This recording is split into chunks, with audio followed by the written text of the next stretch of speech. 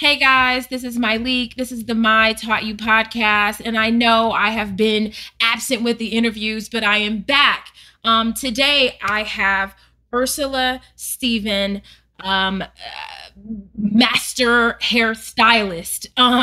Ursula is the visionary stylist behind some of superstar Rihanna's most celebrated looks.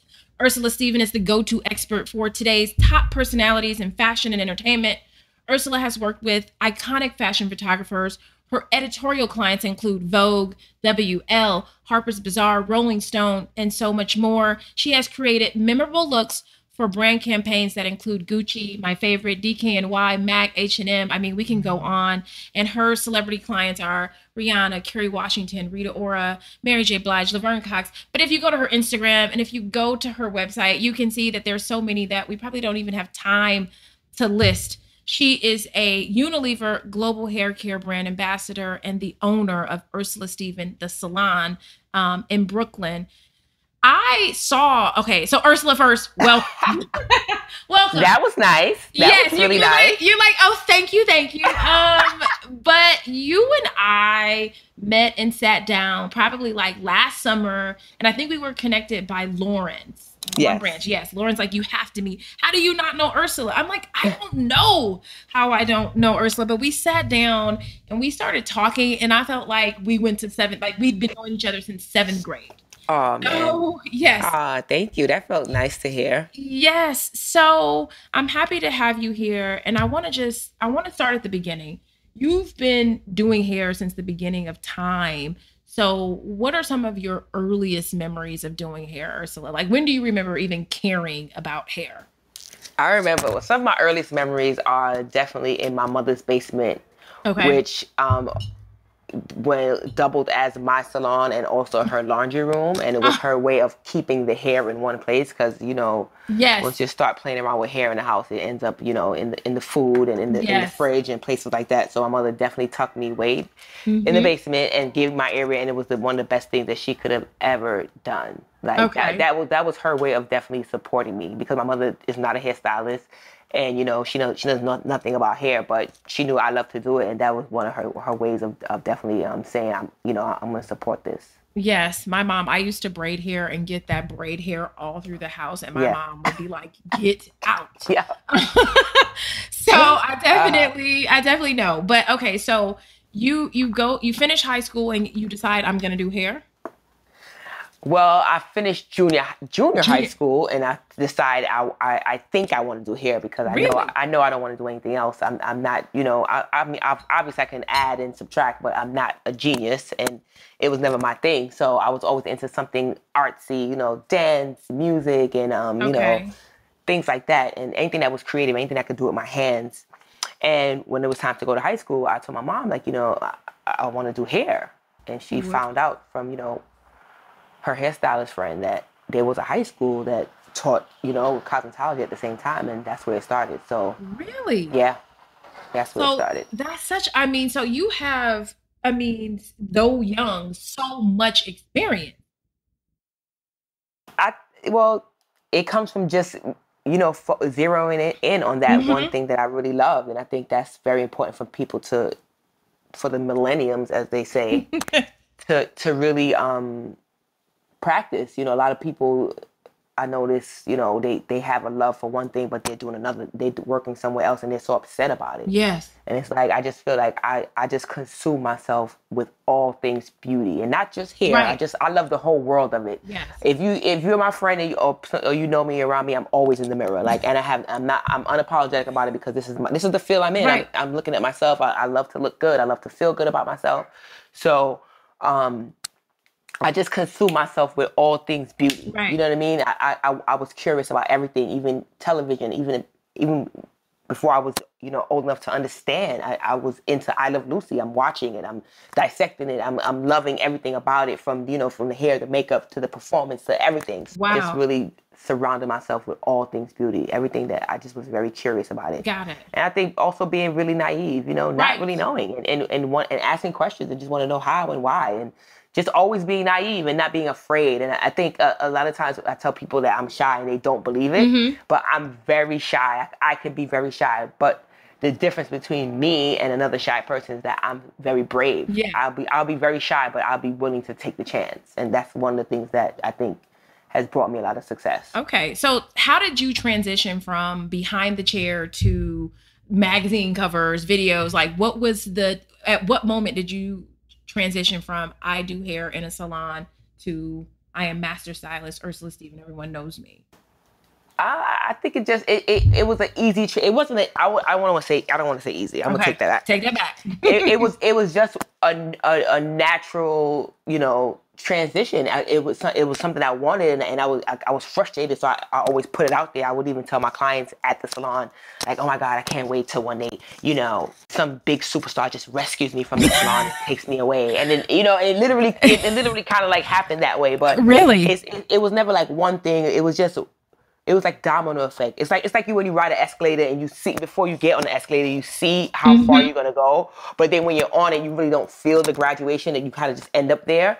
It was kind of like that. Like it was just like every opportunity that came, it turned into another one. And just because I was willing and able and just, like I said, brave to take the chance, I think it happened, Yeah. And, I did a music video, didn't know anything about doing a music video. It was one of my clients. She was, got a record deal, and I always did her hair at the salon, so she thought it made sense for me to do her do her for a video. And I was like, right, why not? No one taught me, no one said this is what you do. I just grabbed everything off my salon station, threw it into a suitcase, and was there, and just kind of just did it. I just feel like I just did hair. I didn't really concentrate on anything else that was going on. I just really did what I came to do. And even to this day, I'm very, very like, I'm in my department. Like, people ask me about certain things on set or certain things about an artist. I'm like, I don't know. That's not my business. This is what I do. I'm in my department. And also stay out my way. Stay out of my department while you at it. This is what I do, So I've always been very like that. Okay. So from what I read, you became known in the industry with the bob on Rihanna, but you guys had to sort of like work it out on your own since L.A. Reid had sent someone to watch you cut the hair for the album or something? Well, what people don't know that, you see these artists, they look amazing and they look great, hair, makeup, wardrobe, but there's a lot of politics that go behind their look or their, their debut or whatever the case may be. And at the time, Rihanna was a new artist, and everything was for her was a developmental thing and trying to figure out what worked and what didn't. And what she was doing was working, but it was like that escalator. It was time to transition and figure out what's next. You have new music coming out, and you want to look different, but also the label is very like, we want her to have long hair. They have a certain look that they have in mind that they think sells or works for, quote unquote, artists. So at the time, she was working on her sophomore album, and it was, she was itching, she was ready. She needed something new, something different. And I could see her, blossoming into this different artist and this different person, just basically growing up, and she wanted a new look, and I was overdoing the same shit anyway. So, right. And, like you said, L.A. Reid, they always have like someone there that's, that middle person between like the quote unquote L.A. Reid and, us to make sure things are going right. Cause at the end of the day, they're spending their money. They want to make sure that this shoot, everything that goes behind the shoot is a lot of money. And then the small thing is the hair and makeup that really is going to make sure everything ties in together. So yeah, we had someone to kind of, cause she was going from being long and brown for this whole time. And then now she wants to go short and black. Everybody's like in a frenzy, you know what I mean? Except for me and her. So we're like, we're doing it. And I felt like that's what really set her look off, though. So you fake cut it with the representative there, and then y'all left and really cut it on your own. Bob, and I was just like, because I don't really like people like I said, stay out my department. Like if I say I'm going to do this, let me do it. Like and when you're a hairstylist or even a makeup artist or anything, any service type of service, business, everyone people want to see. It's hard to show you if you don't let me do it. You know what I mean? It's one of those things. So it's like, all right, I can't work properly. I made a deal with Rihanna in the bathroom. Like, listen, I know I know how to do it, right? But we just gonna do this real cute bob, make her feel good tonight. And when we get to set tomorrow, trim her hair, and makeup, we're gonna definitely do what we plan to do. And also, I like to be inspired. I like to Exactly. be, around makeup and hair and all the clothes and see what's really happening. You know what I mean? And then that kind of inspires different things to come out of me as well. So I was like, let's just wait till the time to the right time and place for us to really get this cut the right way. And then that's what happened. Get the exactly. Okay. So I feel like the upside of creating iconic hairstyles for one of the world's biggest stars is that it pushed your name to the forefront. But I imagine there had to be some downsides, Ursula. Do you feel like maybe you were stereotyped? Do people assume you're too expensive now? Are you too expensive? It's like, what are you, how does this work? When you love to do hair, you're doing hair in a salon and it's like, you go from doing a lot of people's hair to doing one person's hair. Does that get boring? How are people now perceiving you? Do they think you just do black hair? Good question, honey. Hold on, let me go. Let's start from the top. Like, first of all, yes, it definitely people definitely categorize you, or they feel like they can't touch you anymore, and that is a downside for me because I just want to do everyone's hair. I don't give a damn who you are. You know what I mean? If you want me to cut your hair and I see you got some split ends, honey, give me a scissor. Like I'm that kind of person. So it definitely, I don't know if the word is hurtful or disappointing, but it is like that when even people like my salon has been open for 4 years and people are still kind of like, oh, you have a salon? And I'm like, yeah, like I've been talking about it. You know what I mean? Or, oh my God, I've walked by all the time. I just like, it might be too expensive. It's like, come on. You know what I mean? Come in and have a conversation. And I'm a real person. Like I'm not gonna, be silly and charge people this crazy price. Like I am in Fort Greene, Brooklyn, and I have to respect the neighborhood and respect, the people that are around me. Obviously, yes, I do separate myself because I know who I am and I know what I give. So, it's obviously it's going to be a different price point than everybody else's, but it's going to be worth it. And to the question, am I too expensive? That I just had a conversation about that this weekend. And it's like, I came to the realization, like, no, it's not that I'm too expensive. You just can't afford me. And that's fine. That's fine. That is totally fine because guess what? When you walk into Louis Vuitton, you don't say, no one says Louis Vuitton is too expensive or Chanel is too expensive. Everyone who wants to own a Louis Vuitton piece or a Chanel piece, they save their coin. Okay? They save that they coin do what they have to do to get it. They gotta do. They buy other BS bags in the interim, and this gonna work. But on the side note, they saving under that mattress. They putting away that money for that bag. So I feel like that's me. It's like you can't knock me down and say I'm too expensive. I'm not too expensive because there's a market for everyone out here at this point. If you want to spend $15 on a wig, they're $15 wigs. Have fun. If you want to spend $1,500 on a wig, there you go. You're gonna get what you pay for. So for me, I had to kind of, because you go through that as a person. You have a business at the end of the day, regardless of whether I have a celebrity attached to my name. I still am a woman. I have a business. I'm black, and that's what it is. When you take away all the other, sparkle and shine. That's what it is. So I'm looking to work with the everyday woman and service the everyday woman and make sure that we can, meet their needs. And you have to pay for it. And that's what it is, and I had to let that go. Right. You've attained a level of expertise. You've been doing hair from the beginning of time. And this is just what your service cost. The end. So, when you walk around and say somebody's too expensive, what does that really mean? It doesn't mean that sounds that people. I want us to really change our way of speaking of when it comes to that because it really doesn't make sense. You just can't afford it. That's one thing, but it's not that I'm too expensive because they have people that charging triple, celebrity stylists that charge way more than me for haircuts. You know what I mean? And they're getting it. Yeah, I like that. I definitely like that approach. You know what I mean? Because it's not just you saying that to someone else. It's about you allowing someone else to sort of value themselves and saying, you're not too expensive. This person is just not your clientele. This is not your customer. And that's not bad. Right. And it doesn't mean everybody's not for everyone. But it's like, if you're looking for this particular type of haircut style, whatever, this is who you go to and this is what it costs. Okay. So I want us to switch gears just a little bit. You've worked with tons of celebrities. And what did you learn when you went from working behind the chair to working with celebrities in terms of like, was there a different professional etiquette that you had to do when you worked with celebs? Or are you like, no? I think it's the same professional etiquette, but the bar, it should be raised a little bit more. You know, you're around celebrities and you're in the room with them during intimate times, hair and makeup, and a lot of things are going to be spoken about. People are going to come into the room. Their managers, their agents, they're going to be talking about private things their booze yeah, that a lot you of things. So I just feel like it's the same. It's the same etiquette. Like if I'm working behind the show with my clientele, whatever we speak about is between us. I respect them. They respect me. You know what I mean? And that's just what it is. And they're always right. So it's the same. It's the same thing. Like I said, it's just elevated. You're holding on to bigger information at this point. Like you know when somebody album's going to drop. You know the world don't know, but you know that tomorrow right. at 6 a.m. this client right here in front of you is dropping an album and such is featured on it. And honey, it's top secret. So if you open your mouth, that's going to be a major problem. You get what I'm saying? It's a different level of secrecy, a different level of respect. And that's just what it is.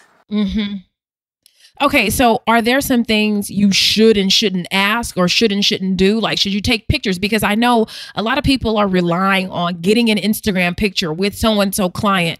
What do you think people should do when it comes to that? I think people should really feel out their client and also feel out the position they play in that client's, glam squad. If I'm new and I'm just coming into a camp first day and I'm working with a new client, celebrity, you know what I mean? And I come in, no, I'm not asking for any pictures. It's not happening.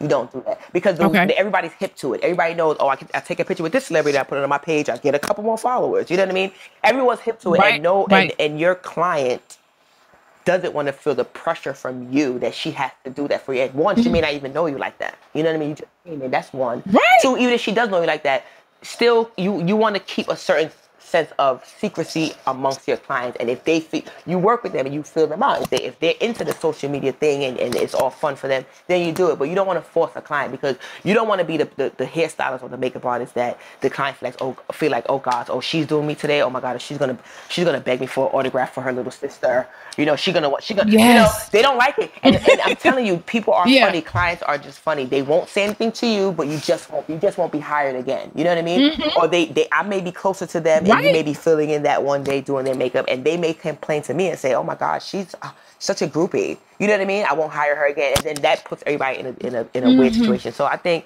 just read your situation and your surroundings, and let those things come naturally. Just let them come naturally. If you're good and you're fun, clients are going to want to take pictures with you. If you're having a fun day on set or you're having a great press day, of course your client is going to want to take pictures. Hey guys, let's take a picture. But don't be the stalker, weird person that's always coming and want a picture because want something signed or want a free ticket. They don't like that. They just don't, and they won't say it. It's what, and also that business is. That's what I'm saying. It's just elevated. Yeah. Even in the salon, sometimes you're a stylist and you have a client, you see her all the time, and you just think maybe last time something was a little weird. Maybe I said too much, and then guess what? You just won't see the client again. She won't call you. She won't show up. She just goes to someone else. It's elevated just like that in our industry, but it's a little more. It's weird because, you know what I mean? Everyone's involved now. Like your agent knows because your agent is trying to figure out why you're not getting called anymore. So now your agent knows now it's awkward for her to tell you why. So it's a whole thing. You know what I mean? It's a little more political when it comes to that world. Okay. So. Yeah, I totally get it. So I mean, you're ultra talented, Ursula, but there's something special about you that has kept you in business. Are there any special things that you do that aren't necessarily related to the fact that you're just so good at hair that have kept you in business, do you think? I mean, I'm sure they have to be, right? Because I'm not the only great hairstylist. There's a lot of people that can curl hair and do amazing updos and all those type of things. But I feel like that question is always so hard for me to answer because I feel like it's like a little narcissistic. I feel like maybe you have to ask like a client of mine, but I don't know. I think for myself, I feel like I'm always myself 100% of the time. That's it. Okay. That's it. Like there's nothing else. Like I'm goofy sometimes. I'm quiet sometimes. I'm moody. I'm just myself. You know what I mean? I'm professional. I come to work. I come to make sure that my client looks amazing, and I think I have a ton of vision when it comes to that, and that's what I'm about. Is it, and maybe I'll just help you or guess, but is it the fact that you are like, you're so into fashion, and I imagine you probably come to clients like, yo, we got to do this. And, Oh yeah. things that we probably have never even thought. And it's like, call Ursula because I know she's got my next look on her. I know she's got the thing that's going to like take me to the next level, or, make people notice me, because there are a lot of people who are on the red carpet. The BET Awards just happened, and there's just a lot of hair I don't remember. Right. But it seems like when you do hair, people remember it. Oh, thank you. Or they talk about it. Like or that they answer. I like that answer. Like, so it's like, if I want to make a statement, I'm going to call you. I would think. I like that. Maybe that's the answer that I think that I do. Like I bring fun to it, because I know hair is so touchy and sensitive, and I know changing your hair, I make it seem so easy. Probably. But a lot of clients are so afraid. So I think that could be one of the things that I kind of make it seem so easy. And I don't want them to take themselves so seriously. I want them to feel fun and feel like it's going to be amazing and know that they're safe with me. I think that's one of the things I try to make them feel like they're safe. You're safe. It's going to look great. And if it's not, I got you. I know how to tweak it to make it work for you. And you know what I mean? Right. I make it fun. I like it. I love to do hair. I love that. I love that. I just love to see people looking good. And when I, show them a different look and that smile, that feeling, that feels so good. It just feels amazing. Yeah. Yeah. Yes. Okay. So I also read that you have made anywhere from $10,000 to $250 for the same hairstyle. How did you get comfortable negotiating your rates, or did you just say, I got to get an agent because I don't like this? Because a lot of us are out here and we're working and we're too afraid to say it's going to be 10,000, or it's going to be 5,000, or it's going to be 500. Like, in the beginning, was it difficult for you to talk about money? Are you comfortable talking about money now? Like, what was the process? I think that I'm comfortable talking about money I with am. other people that have the same type of money that I have. You know what I mean? Like, I have no problem talking about money in that way, but it's always when you have to be the stylist and then also the person with your hand out for the money, it gets weird in our business. So when I say I'm afraid, it's kind of like in that way. So I like having an agent to have that barrier in between me and the client. So that way I'm not the bad guy. I just come and concentrate on what I'm great at. You know what I mean? I just hate talking about money. It's just just annoying. You know what I mean? But when I have to, I'm very good at it. Believe me, I do believe in my worth, and I know what I deserve. So I have no problem negotiating with that. But I just like to keep the air between me and my client very clean, so that we could, it's no animosity between us. So it's in this business and the industry I'm in and the position I'm in right now, it's a lot better for my agent to discuss numbers than I would, Is there something that you do now that you just that you wouldn't do before? So now, is it just like directly go to my agent versus were you originally doing all of your own stuff? I was doing my own stuff in the beginning, like in the really early days, like and that was a disaster, honey, because I was like, child, I was working. Yeah, I was working trying to send invoices. I was like, I don't know about this computer. Computers hate me. I don't really care for them myself. So it was a whole thing, So it was like I was working, then I was working crazy, and then I couldn't remember the invoice. So that's another reason why it's great to have an agent, because I just don't have the time. I don't have that time to work and still be creative. And when you're a creative person, I'm super creative. I don't want to write anything.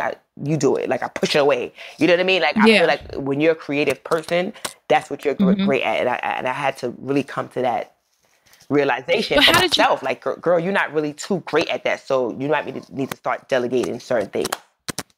Okay, but how did you get comfortable sort of like splitting your money? Because I think some people take issue with that of like, I'm going out, I'm doing this job, but I got to give my agent X%, and they're sending emails. Like, did you ever feel some type of way, or do you feel like it's worth it to pay somebody? And how did you come to terms with that?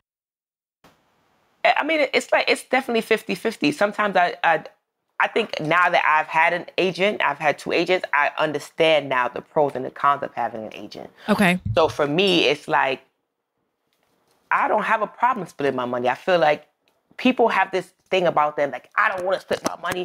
Let me tell you something. Y'all gonna have to split your money some way, somehow with somebody. You don't come up by yourself. You don't just get a bag of money and you don't owe nobody. You get what I'm saying? Yes. You don't owe nobody? That's not realistic in this world. Whether it's Uncle Sam, whether it's an agent, whether I say F my agent, I'm gonna just get my assistant to do it, I still gotta pay her. Yeah. So it's like when everybody want to walk around like they don't need an agent. Yeah, some people don't need an agent at some point in their career. When you get to a certain level, you may not need an agent. You may be that great and you establish where you know what, I don't have an agent anymore. I don't need anybody to really shop me around because I'm ready.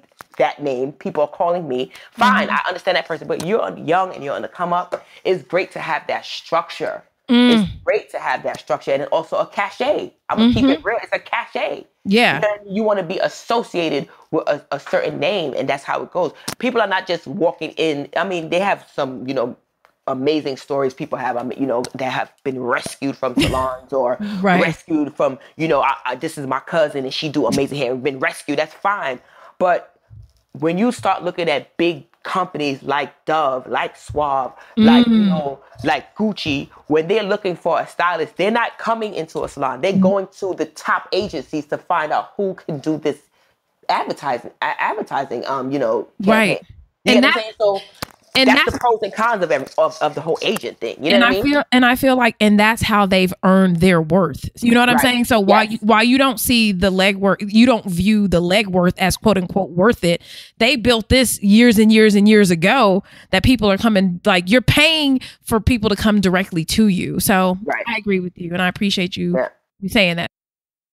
So you're racing against the clock to wrap 3 projects. You're prepping for a meeting later in the afternoon. All the while, you are still trying to tackle that mountain of paperwork.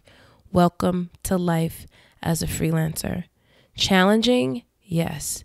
But our friends at FreshBooks believe the rewards are so worth it. Let's face it, the working world has changed.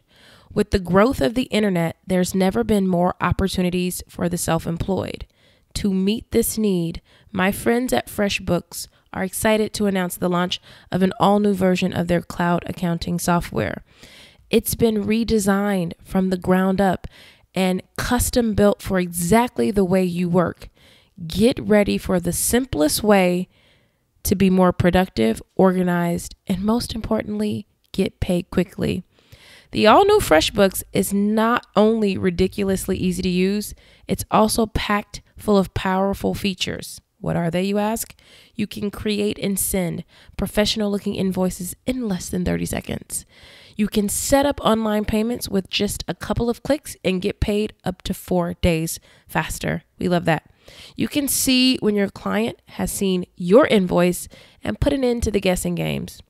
FreshBooks is offering a 30-day unrestricted free trial to my listeners. To claim it, just go to freshbooks.com/mytaughtyou and enter My Taught You in the How Did You Hear About Us section. I want to talk about the salon. Okay. What made you decide to do it? And I just saw on your Instagram, is that like with the wigs and the color, is that the front of the salon? Yes, I changed the window. Yeah. I try to change the window periodically. That's banging. Okay, so what made you decide to do that and how's it going? I feel like it was just something that I just kind of just not rolled into, that it was like a thought that was like, you know what? It's time for a salon. I had a big birthday party and all this press and, everybody in my face and asking me all these questions. And they asked me like, where's your salon space? Do you have a salon? And I felt so stupid. Really? Not having a foundation.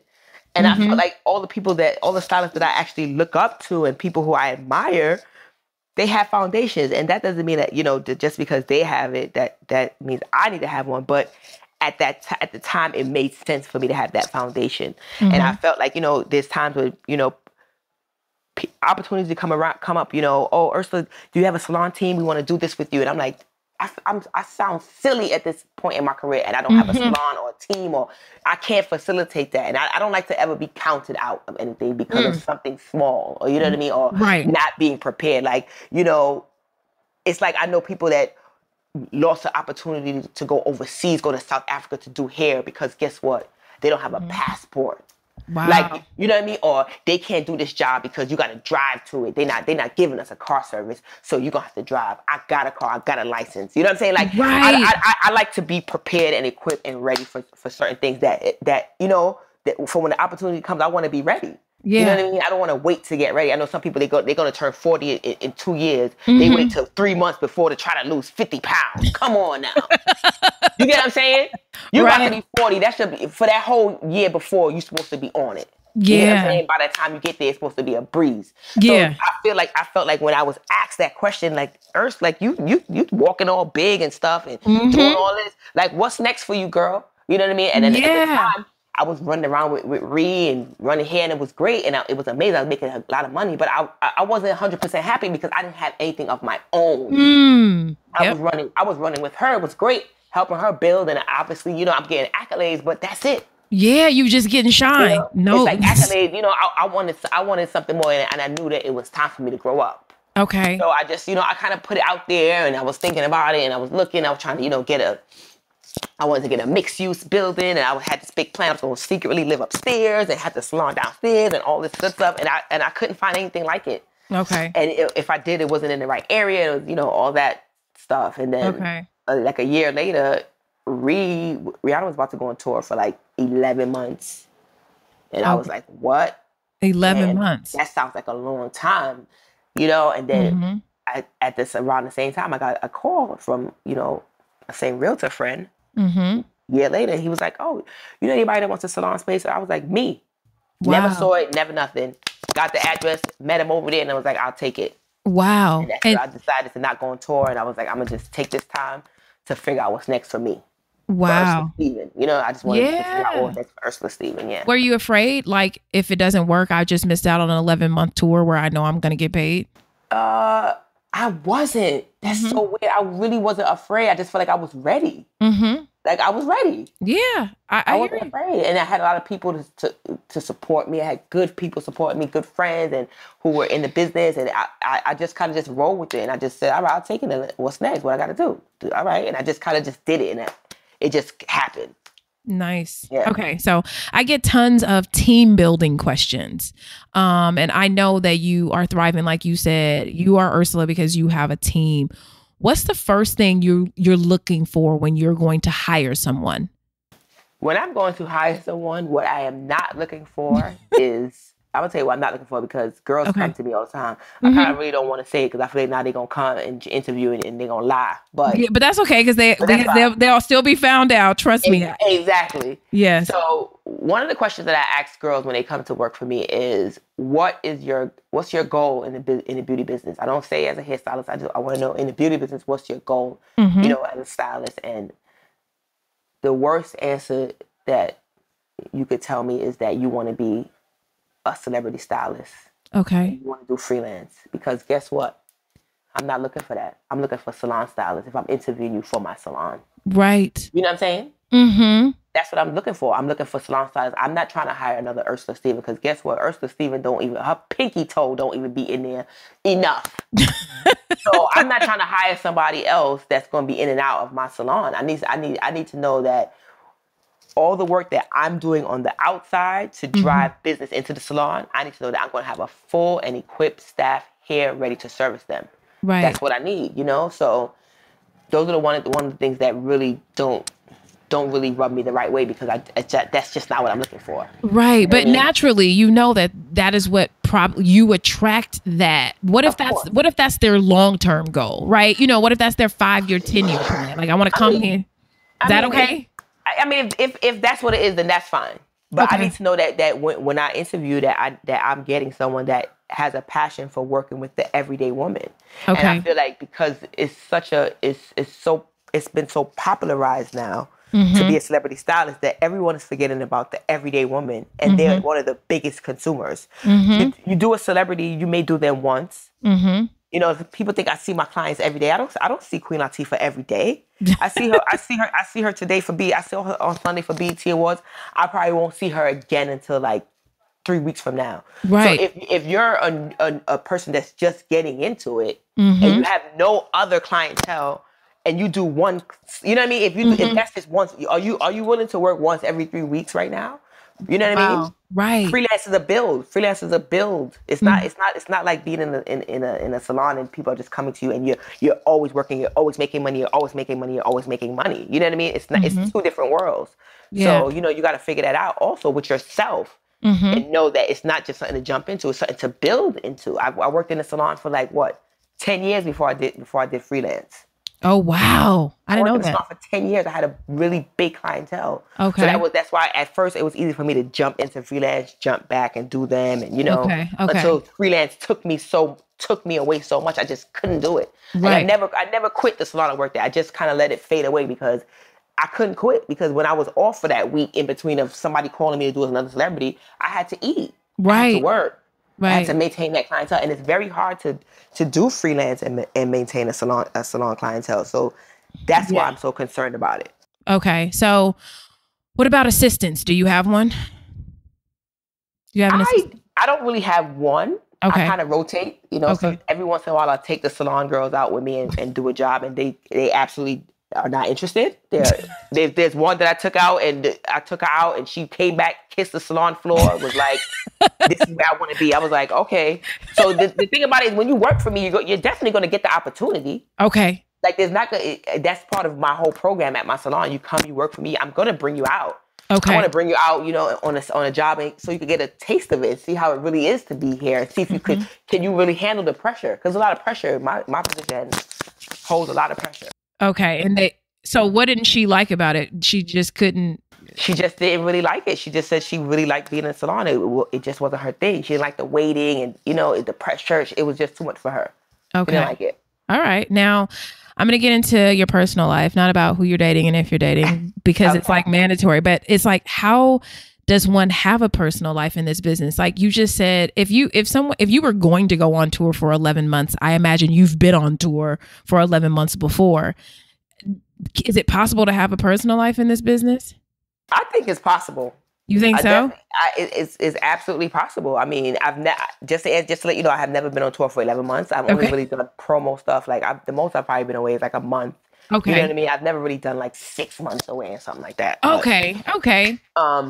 But having a relationship in this business is definitely possible. I think that for me, you make time for what you want to make time for, and the guy that's going to love me is going to be patient. And he has to just know I'm working. That's all it is. Like, I'm going for 2 days, I'm back. Like, I'll make time for any guy that I'm dating. And I feel like through my freelance career, and even just doing here, I've always had a boyfriend. Like, you do. I mean, I ain't married yet, but I've always had a relationship. And it's I've dated guys that it worked for. And I've been blessed to date guys that, it actually worked for. Okay. One thing I don't like, what doesn't work for me, is a guy that uses my job as his excuse. That will get you cut off real quick. Like how? Give me an example. So this guy, I was kind of like in and out, kind of like dating and just dating, casual dating, whatever. And he said to me, he always asks me like, what's up? Like, when can I see you or when this? And I'm like, well, maybe why can't you make a plan? You never make a plan. You've never, since I've known you, you never made a plan. And he's like, well, your job is so hard and you're so busy. Stop. Okay. Right. First of all, that ain't your problem. That's not your excuse to have. That's my job is my excuse. Right. I'm the only one allowed to say I have to work. I can't do it. Right. As a man, you should say, listen, hey, I know you're busy, but I want to take you out to eat on Friday, whatever date and time. Then it's up to me to say, yes, I can do it or I can't. You know what I mean? Like, my life is about dates, and any adult right in this world, life is about dates. That's what it's about. If you're sitting around and you got mad time, and just waiting for me to just be like, nah, I can't date you. I need to have a man that's like, okay, well, Wednesday. Oh, you know what, babe, I gotta work. So let's communicate. I love to communicate. Let's figure out when we're gonna get together and have our time. And I think that's dating me is fun because it's like that. You know what I mean? You don't see me, then you see me, then we kind of come back. It's always fun. You know what I mean? So it's like, come on, like. Yeah, I'm an adult. I'm an entrepreneur. I have a schedule to go by. I have a date book. I have a planner. That's what it's for. You know what I mean? Make a plan, and that's what we're gonna do. It. If I can take time off if I need to. If I need to take a week off on vacation, I can. Yeah. All those things are possible, but You know, you got to know in advance. Somebody just let me know. And that's what, but isn't that any adult? Right. You know what I mean? Like, if you, when you work for MTA, you still got to put your vacation time in, don't you? Right. Okay, so why you on top of me? Shit. You know what I'm saying?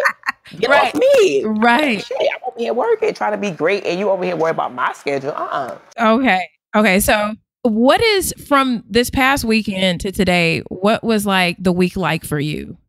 What is like a typical Ursula? If I'm a fly on the wall, what am I saying? Well, it's nothing's ever typical, right? So you said that's like, I mean, this week was, I feel like last week was pretty light, but I went to LA for the BET Awards. I left on like Sunday morning. Landed, hit the ground running, hopped in a car, went straight to Queen Latifah. I think I landed like 10:30, and I had to be to her at like noon. So pretty much straight from the airport. Went in, started doing her hair, makeup, wardrobe. Everybody setting up, everybody going crazy. And I got there at 12:30. She had to be out by 3. Which is not much time. When you think of everything, like the setup, the makeup, and, right, and back and forth, or trying on this, trying on that, and then by 3:40, I'm done. Like, that's it. Like, I'm on this crazy high, and then I'm done. And then I kind of just chilled. Like, my girlfriend had like a pop-up shop at her house in LA. She's a stylist. I kind of hung out there, did that, and then I hopped right back on a red eye at 10. My flight was at 11. Landed at 7. Had a little break, and then I had a meeting in that evening when I got back, and I had 1 or 2 gigs this week. So this week is a little light. But there's times where I'm like, sometimes I fly in 2 days. I fly twice in one day. Like, I almost flew twice in one day because BET Awards, I got back on Monday, and I was supposed to go to Atlanta on Tuesday. But what happened with that gig, and that's the weird thing about my job. So I'm in LA now, just on Sunday for the BET Awards, and I get the email like, listen, can you go to Atlanta on Tuesday? So now it's my turn to be like, okay, yeah, it will work. It can't work. It will work. Right. So that's what I say, that it's not really typical, and that's that's where the curveball comes in, because things come up, Right. Yeah. And but I couldn't. That job just couldn't work out. But if it worked out, I would have had to travel 2 times on Monday, coming back from LA that morning, rest for a couple hours, get myself together, and hop back on a flight like Monday night. So that could have happened. Yeah. That doesn't sound exactly glamorous, Like, it sounds like sometimes tired, sometimes hungry, maybe. So yeah, it's not glamorous at all. I know. So I saw you on the Covetor site, and I saw there was a stack of books that I'm assuming were yours. What is your all-time favorite business get your mind right book? If I'm like, Ursula, I'm going through it, what should I read? What are you going to tell me? I'm going to keep it very honest. Like, I'm really not big on self-help books. Okay. I'm really not. And if you look at the stack of books, I have one book by Tony Robbins is called Money, Money something, and that was given to me by a friend, one of my clients at the salon. And that's I'm going to read it. I haven't read it yet. I think I've probably had it for like 2 months, and I haven't read it. Yeah. My trainer just recommended it to me today. Really? But I saw you had like blunt rolling for dummies or something. Yeah, I like fun stuff like that. Like, I'm not really, and I'm gonna keep it honest. I really just this year was one of my resolutions. It's not a real resolution, because I don't feel like you just have a resolution. I feel like I just make a list of things I need to do to be a better person for the year and just for my life. So I incorporated reading again, because I haven't read in a long time, because it's so hard sometimes for me to read. People think you on these long flights read. Sometimes I'm so tired that I will sleep for like 15 hours if my flight is 15 hours. You know what I mean? Yeah. So it's hard. So now I challenge myself to really get back into reading. But I would say I'm going to read that money book, because I feel like it's kind of self-help. But I'm a person that really doesn't really believe in self-help books. I just really believe in the man above, and I feel like everything that people try to write in all these little self-help books, it's kind of written, you know what I mean? And if you kind of live that life, you'll be rewarded, you know what I mean? So I don't want to get too deep into that, but I have, since I've challenged myself, I've read like Angie Martinez's book. One of my clients, her name is Tracy Brown. I read one of her books. It was amazing. So I'm getting back into reading, and it feels really, really good. So I'm always taking recommendations from people, Okay, I love it. Now, you have traveled the world. Yes. So if you're going anywhere in the United States because you want to go, where is Ursula going? Like, you know what? I got a free weekend. Where am I going? You're gonna be so disappointed with my answer, but I don't even care. Okay, because I'm going this weekend too. What is it? I'm going to Miami, baby. No, I loved Miami for years. I love Miami. Okay. What are some of your favorite places to go? Restaurants. Like I was just in Miami a couple of weeks ago. I think they just opened a new Four Seasons, and there's this new restaurant in there that's off the chain. Like you have to go. Like the bar is so sexy. It's like a champagne bar. They supposedly have that. They supposedly have the highest like champagne menu like in the world. So it just opened. It's up near. It's like North Beach, Bal Harbor. But check that out. But I'm not mad at Miami. So you go to Miami. Where's your favorite place to stay? Where might we see you? You definitely will see me at W South Beach, one of my favorite hotels. Okay. I love that place. I mean, that's just okay. To eat, I like Prime. Okay. Like I have to have a good, like that's my meal. Like I have to have a great meal at Prime. Okay. I like to discover new things. I feel like every time I go, because I don't get to go as often, but I always find new restaurants. But you know, it's the staples. What's my spot that I go for breakfast? I forgot it right now. Oh, I hate that. I just walk everywhere and just, you know, I like Mexican food. So there's a cute Mexican restaurant. I think it's on like the corner of near the Dream Hotel, maybe. Okay. I don't know the name of anything. I just know it and just walk in and that's my spot and that's it. Like. Okay. Just walk the beach. I hear it. Okay. What about out of the country? You know, you're going out of the country. Where are you going? I love London, Japan, Australia. Those are like my top 3 faves. Okay. Top 3 faves. I love London. It's just like, it's like a second home for me. Yeah. London's like kind of like New York. And it's like New York. And ultra expensive. Yeah. It's like New York, but I feel like it's a lot more diverse, and I love that. Like, it's so many different people you see, and when you have like a group of friends, it's just so many different races in that group. It's amazing. Like, it's good. I haven't been in a while, but it's definitely one of my favorite places to be. One of my favorites in London is the Rosewood Hotel, and they have like this little bar that inspired like my living room here at my house. Like it's just like this deep, moody. It's like people stay up late talking. The vibe is just right in London. So that's how I did my living room, like a bar in London. Really nice. I gotta check that out. You do. When you come to Atlanta, stop by my house. But when you go to London, go to the Rosewood. You're okay. Before we get into a listener question, because we'll be almost done, I have one last. Okay. Your go-to items for looking fly on the fly. Is there a particular sunglass brand? Like if you're running out and you're seeing all these high-end clients, you don't have a lot of time to change. What are some things that Ursula's like, I know if I have this, and this, I'm going to be good? Oh, I definitely have to have shades. I'm always have like 2 or 3 pair of shades on me all the time. Okay. Yeah, that's all right. That's really all I need. Okay. Shades.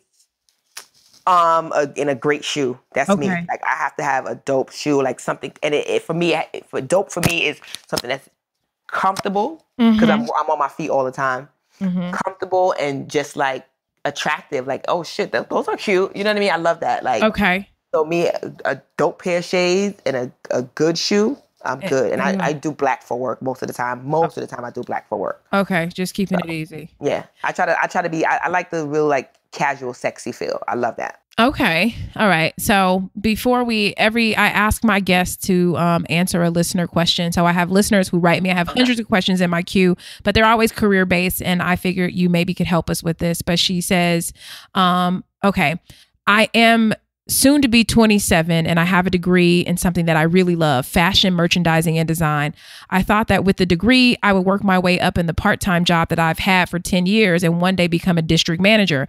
I had the opportunity to become a manager, but it was not at the same pay that I'm making at my full-time, and the job offered didn't have a guaranteed 40 hours or benefits, so I turned the job down. Fast forward another 8 months and my full-time job in customer service is not doing it for me. What I mean by not doing it is that I dread going to work. I start thinking about how bad I don't want to go to work on Sunday. I wait till the very last minute to get there with just enough time for me to get up and get to work with about 5 to 10 minutes to get settled. I'm just here so I don't get fired and end up not having a job. I really want to open my own business and get a master's degree. I started graduate school, but I stopped because I wasn't focused or applying myself. Secondly, I'm afraid to open my own business. The thought doesn't scare me, but having to deal with the failure of the business not working scares me. I've been told told on more than one occasion by my mom and even my dad that I could come home and figure things out. But I'm 26 and I've been on my own since I moved off campus in 2010. I'm just all over the place. I've been to numerous workshops, bought countless books, and haven't applied a single thing to my life. I even bought your journal. I have a journal, and finding your dream job worksheet, and they're all blank. What type of advice could you give me? Would you quit a job that you hated? So what would you say to this 26-year-old Ursula? She's all over the place. Let me start by putting my disclaimer out. Like, I'm not telling nobody to quit their job, honey, and be broke. Okay. Right. But Same. Mm-hmm. I would say the few things that stuck out to me in her letter is that 8 months later, she's even more miserable than she was before. Okay. And you waking up late. You don't want to be there. So you're already killing yourself slowly. Like, you know what I'm saying? Mm-hmm. That 8 months, you could have took that chance and did that other job. You know, a lot of times people, and I get it, you know, you need benefits and all that, but sometimes people stay in jobs for the wrong reason. Like, think about the bigger picture. You may lose benefits now in this small frame of time with this new job, but in this new job, this may take you to another job and you may get even better benefits. So if you're just staying for benefits, it's like, what are you working for? Benefits or to be happy? Like, which one? Or to really build your career? Like, if you know what I mean? Like, it's just, sometimes you have to lose something to gain something else. Okay. It's like, I'm an entrepreneur. For a long time, I didn't have insurance because Same. I don't have a job that offers that. But guess what? I worked harder to make sure and figure out how does a person in my position get insurance, and I figured it out. So it's like, if you're just going to stay in a job just for insurance, well, girl, hop over here and figure out how somebody like you who work in a job that doesn't offer this can get insurance. You are in America, honey. They got something out there. You're gonna be fine. You know what I mean? You have to take a chance, and sometimes when you're the most afraid is when you should jump. The person who jumps when they're afraid are always the most memorable person. Think about when you're on vacation and you got a group of girls. Everybody's scared. Everybody's scared to jump off the cliff. I can't swim. I'm not jumping. Oh my God, I'm scared. Everybody's scared. Everybody's scared. The girl who never jumps and walks back down the cliffs, after a while you laugh at her, but nobody really talks about you after a while. But the person who was the most afraid and actually said, all right, come on, let's go. Let's do it. 1, 2, 3. And jump into that water. That person is the person that sticks out and who's most talked about and who's the success story, because they were so afraid and they did it. Yeah. And look what happened. Nothing. You swam and you came up and everything was all good. Yeah. So sometimes you have to take a chance on yourself. If you're not willing to take a chance on yourself, then I don't know what to tell you. Yeah. Wow. You know what I'm saying? Yeah. I mean, you nailed that. And normally I give my opinion, but I mean, you nailed it. And that's really just the truth, is that I think people think sometimes, like, benefits, like you said, I went years without having benefits. And when I could afford them, I got them. And when I looked them up, they weren't. It's like, I think people think benefits are going to be so expensive. Yeah. Like, it's like, I know some people that are in job, oh my God, just for the benefits. I'm like, girl, you still there? Like, just for, oh my God. Like, yeah. And especially like, if you're young, it's cheper to get benefits. That's the other thing I was going to say. Yeah. Like, you're 27, girl. Like, you fine. You fine. You're going to find a little free clinic here and there. Yeah. You're going to be fine. Be real careful with these little guys you're dealing with. You're going to be fine. Yeah. You know what I'm saying? You young. This is when you take the chance in your 20s. You know what makes me cringe and I feel so sad when I hear it? When I meet people that are my age, 35, 36, 38, pushing 40, and they're like, yeah, I'm just figuring out my career. I'm like, girl. At 35 or 38, I'm tired. I'm trying to figure out my exit. Oh Lord. But sometimes it comes to people, like, everybody doesn't have the conviction. Sometimes I get that. Some people don't have the conviction of knowing. Like my best childhood friend, she knew she wanted to be a pharmacist from the time she was like 9. Right. Some people just don't get that. So I think sometimes people are late starters, but I think the sadder thing is for them to not start. When it comes to you, make a move. Right. And that's my yes. Yes, make a move. Like, if it hits you at 30, make a move. Just do not wait a second longer. Yes, and that's how I feel. Like, I'm not knocking anybody who just figured out, because I agree. Like, everybody doesn't have that. They don't know, you know. But it's like, do it. That's my advice to young people. That's the worst advice that I think older people give to young people. Is like, You have time. Mm. What? Let me tell y'all have no time. You hear what I'm saying? Okay. Y'all have no time. Do it in your 20s. Explore, figure out, try this job, try that job, figure this out. Do it in your 20s. Yeah. Because really when you get to 30, that's when that's real adulthood for real. You know what I mean? Yeah. It's very tiresome to be in your 30s, 35 and plus, and really trying to start something new. Mm-hmm. If I had to start now, I would be like, oh my God, like really? But I'm so happy that I really started young, and I feel like that's, for young people, I just want to let y'all know, like, you know, really start now. If you're in your 20s, start it. Play around, experiment. Yeah. And when you fail, if you fail, get back up. Yeah, you in your 20s, do it. That's what it's for. Awesome. Well, Ursula, I'm so glad you came on the podcast. Tell us all where we can find you, like the website, the salon, the Instagram, the Twitter. Well, my name is the same across all my social media platforms. So it's at Ursula Stephen, which is very long. I'll spell it out slowly. It's URSULASTEPHEN.